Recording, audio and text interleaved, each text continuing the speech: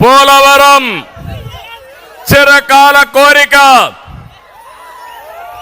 నేను ఆ రోజు పోలవరాన్ని పరిగెత్తించాను. సోమవారం పోలవరంగా మార్చుకున్నాను. 72% పూర్తి చేశాను. ఎవరైనా అసమర్థుడు వస్తే చేతగాని వాడిని అంటాం, కానీ దుర్మార్గుడు వచ్చి ధ్వంసం చేస్తే ఏమనాలో ఒక్కసారి మీరు ఆలోచించండి. 2019లో పోలవరానికి గ్రహణం పట్టింది.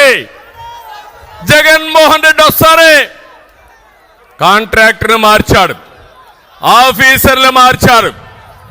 అక్కడి నుంచి డయాఫామ్ వాళ్ళు 2 సీజన్లో ఉధృతంగా వర్షం వచ్చి అందులోనే పోయి పూర్తిగా దెబ్బతినే పరిస్థితి వచ్చింది. ఇప్పటికి కూడా అతి లేదు, గతి లేదు, ఏమైంది చెప్పే పరిస్థితి లేరు. కాఫర్ డ్యామ్లో అయితే 2 మధ్య నీళ్లు వచ్చేసే పరిస్థితి వచ్చింది. గైడ్ బండ్ అయితే కుంగిపోయింది. అంటే పోలవరాన్ని గోదావరిలో కలిపేశాడు. నా బాధ అదే. నేను ఒకటే చెప్తున్నా, పోలవరానికి గ్రహణం పోవాలంటే ఈ జగన్ పోవాలి.